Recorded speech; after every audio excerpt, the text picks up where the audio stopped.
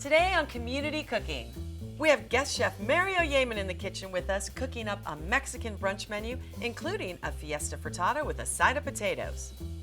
We're cooking with some of the best chefs from right here in our own local community. So grab a seat, sit back and relax because we have another fantastic meal coming at you in under 30 minutes. This is your Community Cooking.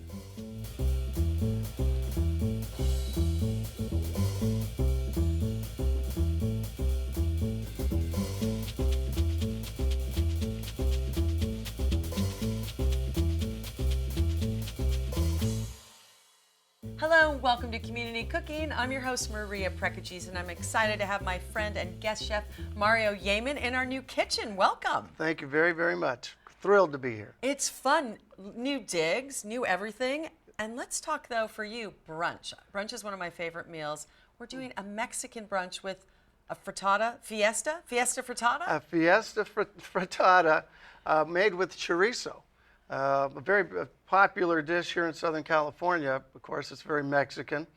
Talk to me a little bit about the ingredients that go in it. We like simple here, and this is simple. This is simple. So we start with chorizo. Chorizo in the West Coast is a soft chorizo. It's made with a lot of spices, and you can get it in either beef or pork. Okay, what are we using today? We're using beef. Okay, and then what else goes in? It's very fatty and greasy kind of, but it's wonderful. You're going to love it. It tastes good. It tastes great. Well, then we have some corn, of course, keeping with the Southwestern or Mexican flavor, and black olives, cilantro, of course, and some cheese. This is a pepper jack cheese to add to it. So, and then, of course, eggs. Yes, eggs, of course, is the mainstay. All right, so let's get started. What's first? Okay, well, first thing we want to do is we want to get the chorizo warmed up. And it just takes a minute, and while that's happening... Because is it pre-cooked? No, it is not pre-cooked. Okay, like some sausages. Right. So we're just going to break this down a little bit, and then I'm going to add some onions to it. And as soon as you can start smelling that now already. I love it. And fairly hot pan. Yeah, obviously. A little hotter than I had wanted. I think we'll be all right. So anyway, we'll just add I'm going to chop up a little onion while that's breaking down. But I thank you for chopping the onions because I cry. And I notice how you're doing that. You're not going straight through. Well, it doesn't matter really. Well, it makes it easier when you cut it the other way to keep it together, which is great. Exactly. We got to keep it together here, Maria. Got to keep it together, Maria. Come on. So, I always cry with onions. Yeah, so throw some onions in there. You know, cooking's all about using the ingredients that you like and not using too much of the ingredients you don't like. So it makes perfect sense. So I only like onions if they're cooked or in onion rings. And there are so many different types. Could you use either red, yellow, white, or even a sweet onion for this dish? Yeah, I like the sweet onion. The white onion is really popular in Mexican cooking. It's a little... Is it? Okay. Yeah, it's a little milder, so you're not fighting, you know, the taste of the onion. So how did an Italian man get into Mexican cooking? I married a Mexican woman. There you go. Simple. Simple. So you make her spaghetti and meatballs, and she makes you Mexican frittatas. That's exactly right. That now, thankfully, we'll thank her for sharing this with us, really. Yeah, I just kind of invented this. I loved chorizo and eggs. It was always something that we'd make on Sundays. Yeah. And so it was very popular with us. And so I decided to, you know, kind of raise the bar a little bit and create a little frittata. And I have to say, my dear dad made frittatas every Sunday. Oh my goodness. And he made them in a pan probably 3 times that size. Wow. Oh, Being yeah. Greek, we never do anything small. Right. But yeah. Neither he do would us make Italians. them, and it was great. All right, while you're cooking that, shall I get to the eggs? Yes, please. And I have to say, okay, this whisk. Get this right where I want it. There this we go. new whisk, it's hilarious. Isn't that sporty? It is. Sporty is a good way to say it. Yeah, I say it actually works quite well. Does it? Yeah. I've never seen such a thing. It's a little heavier on the end, so it's easier to use. Yeah. So egg cracking is not my specialty. Now I know you're weak in this area, but just remember. In a lot of cooking areas. That's why we have fabulous chefs come on. Just remember, if you get a shell in your egg, what you'll do is you'll use this portion to dig it out, and it's just like a magnet. Really? Yes, it is. I love it. So you don't have to take your spoon in? Yeah, rather I than a don't have one. I'm just practicing. yeah. I'm just practicing because I have 12 eggs to crack. So chances are, and really on the side of the bowl is the best thing, isn't it? Absolutely. Well, I think it makes a lot less of a mess. Yeah. I have to say I cracked an egg once on the cutting board and the whole thing exploded. So I believe it. on the side of the bowl, at least you're a little closer.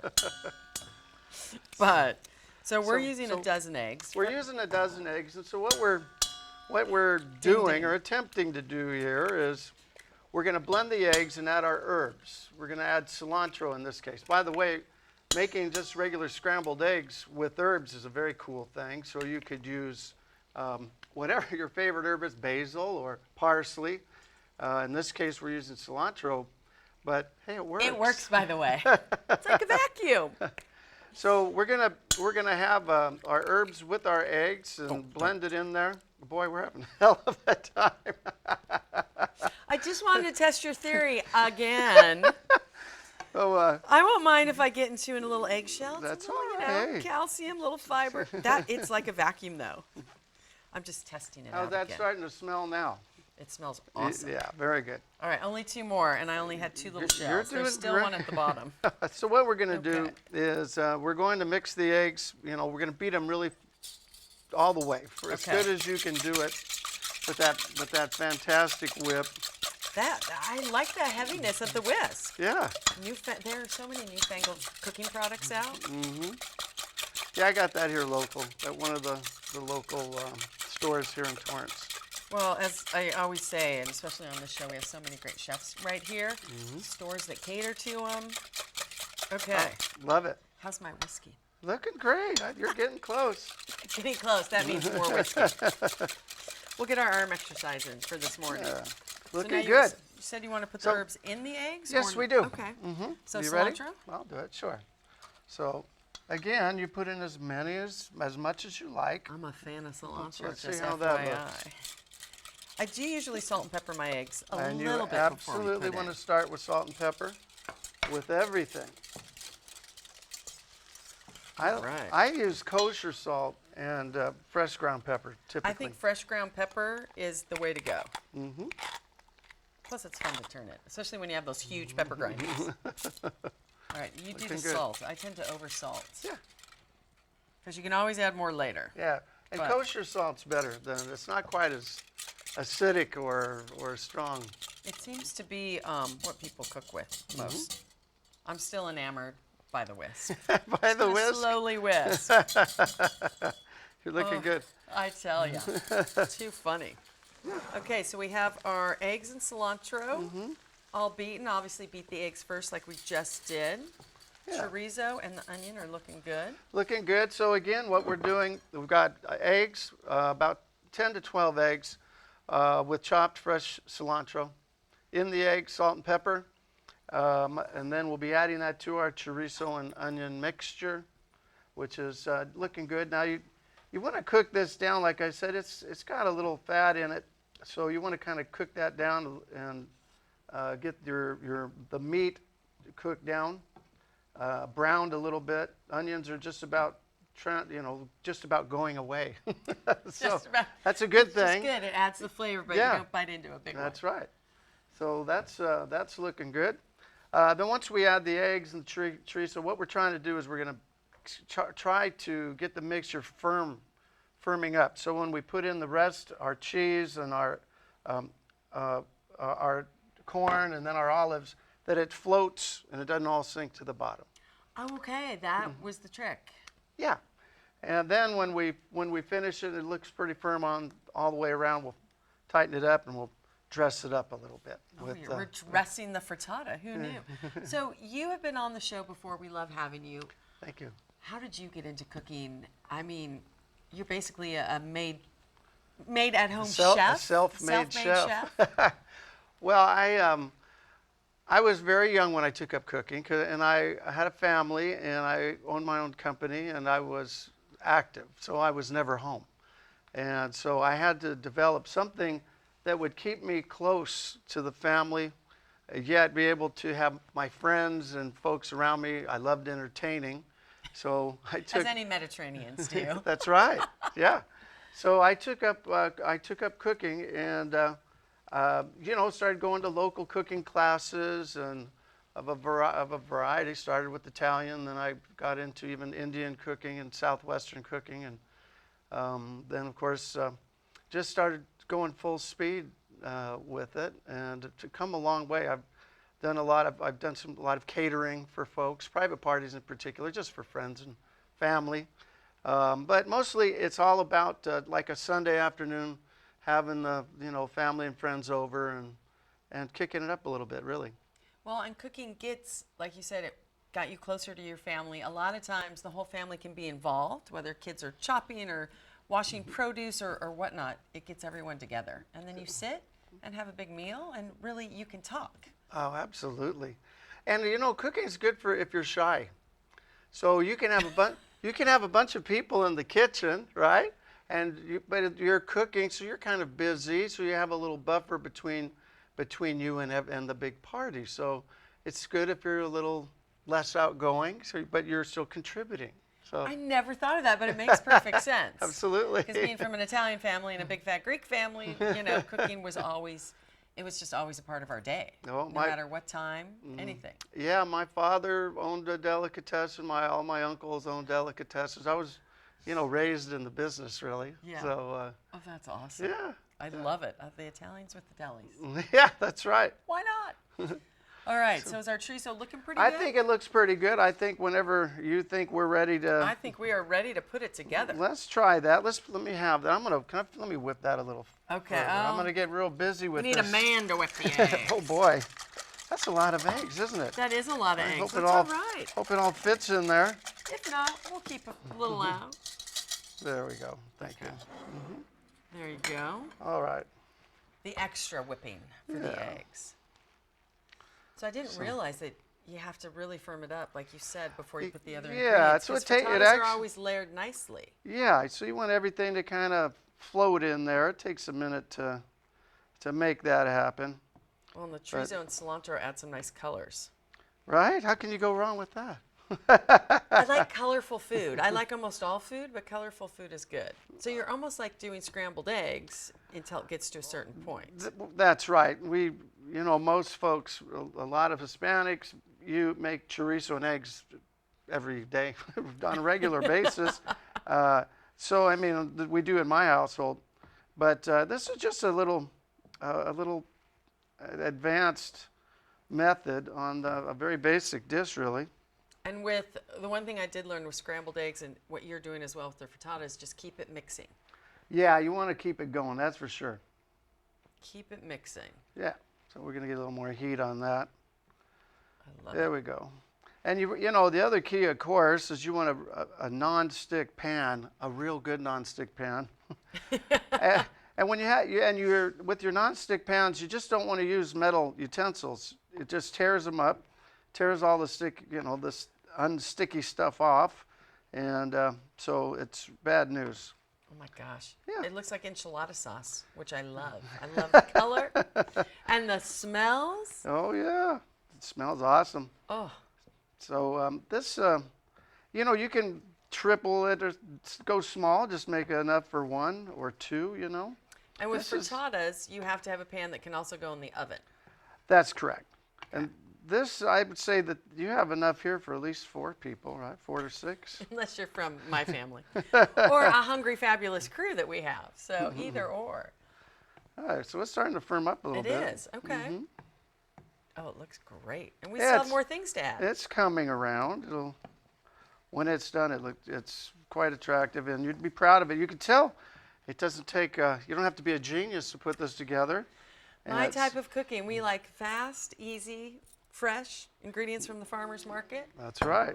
And of course, delicious, but you always come through on that end, so we're not worried. Well, you always throw cheese in everything, so. Yeah, so now we do the cheese before the corn and olives. Everybody loves cheese, so you can't blow that. No. So that's the other thing when you're making, I used to think that cooking was like making a model. So, follow the instructions, every piece has to fit, but it's really not. You could do anything you want, any way you want. That's the beauty of cooking. You know, you just, in this case, if you don't like corn, don't put it in.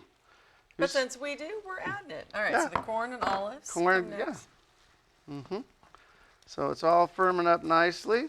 Adding one ingredient at a time a little bit, mixing it up. You know, so it's not too mushy. Yeah. I love black olives, I do too. especially when I used to put them on my fingertips when I was little. that wasn't And you have sliced. that wasn't Gives a little more texture in there. Yeah, well, you know, in my family, we don't buy sliced olives, which I don't understand. You have to slice them? You have to slice them my dad seems to think they taste better if you slice them yourself. And if you have no knife skills, you will develop knife skills quickly. In your family, that's hilarious. I figure someone sliced them and put them in the can for me, we're good.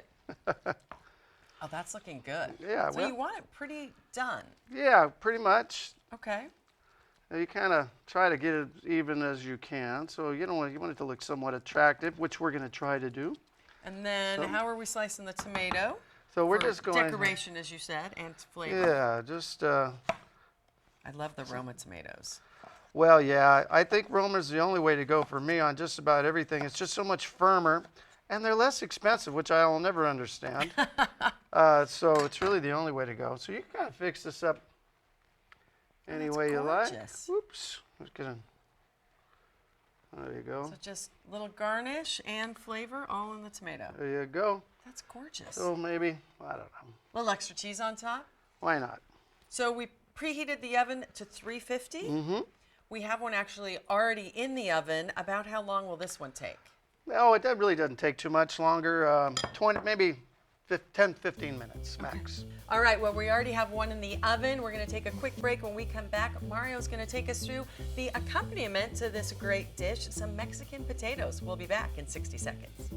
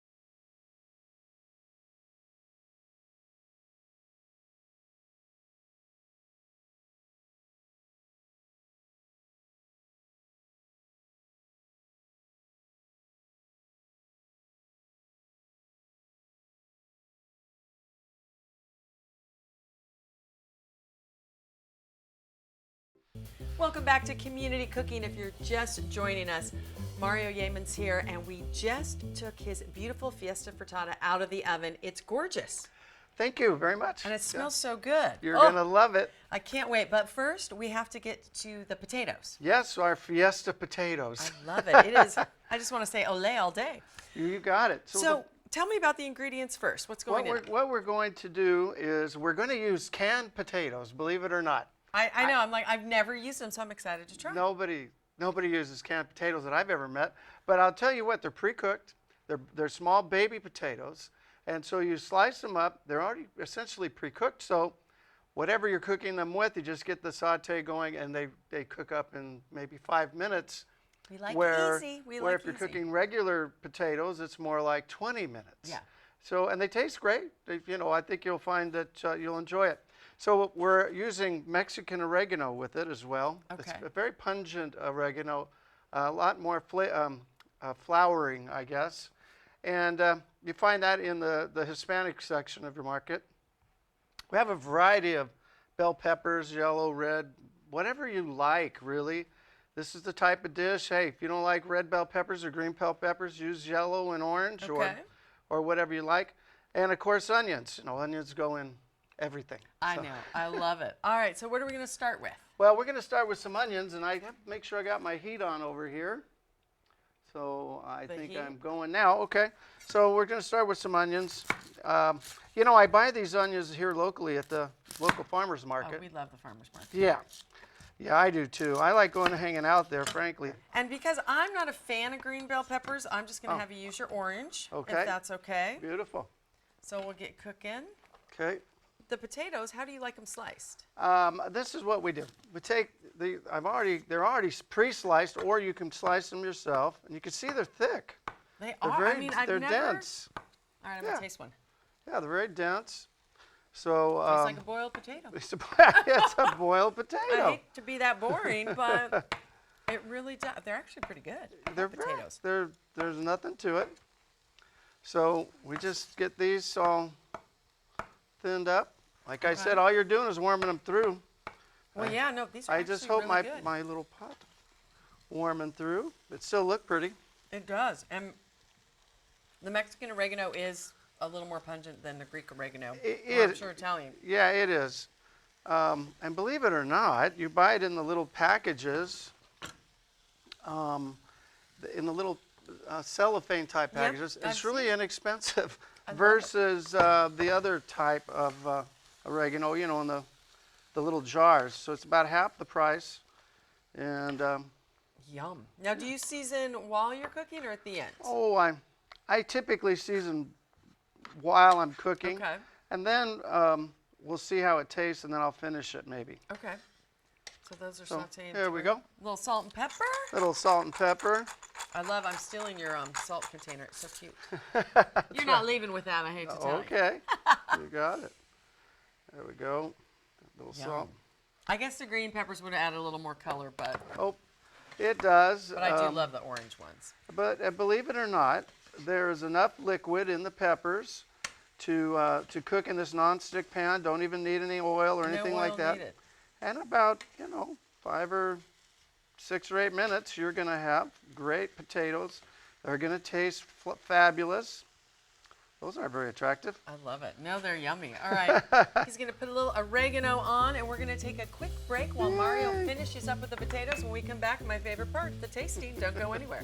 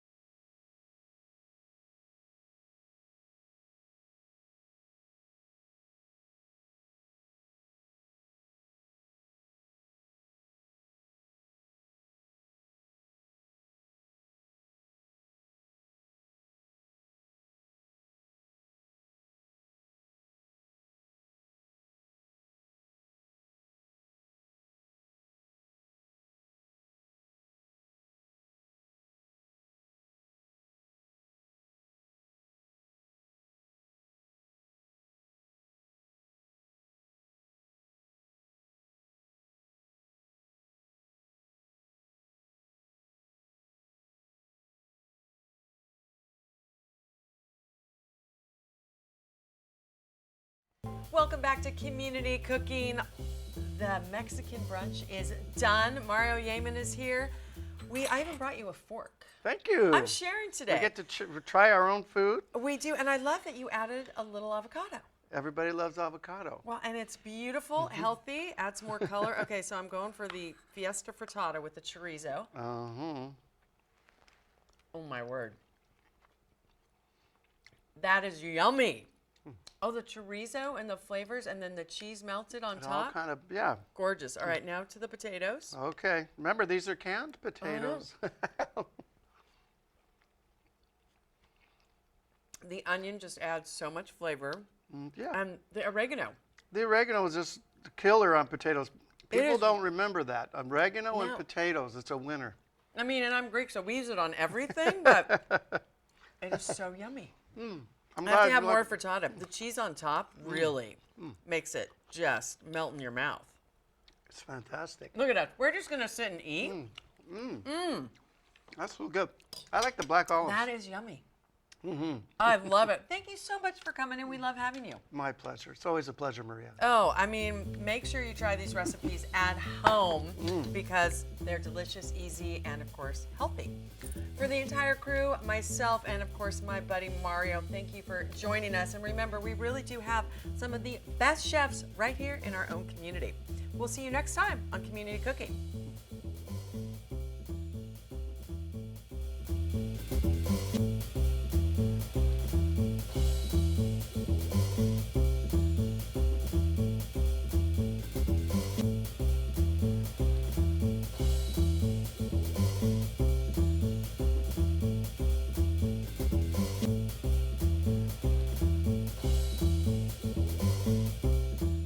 If you'd like a copy of the recipes seen on this show, send us a self-addressed stamped envelope to the Office of Cable and Community Relations. That's 3350 Civic Center Drive, Suite 200, in Torrance, California, 90503. Be sure to note the show number displayed on the screen. And don't forget, you can find all the fresh ingredients used on today's show at the Farmers Market. Visit the one here in Torrance at Wilson Park. That's located at 2200 Crenshaw Boulevard. They're open every Tuesday and Saturday from 8 a.m. until 1 p.m., rain or shine. And if you'd like to be a guest on our show, email us at communitycooking@torranceca.gov and check us out online at youtube.com/TorranceCityCable and like us on Facebook at Community Cooking TV.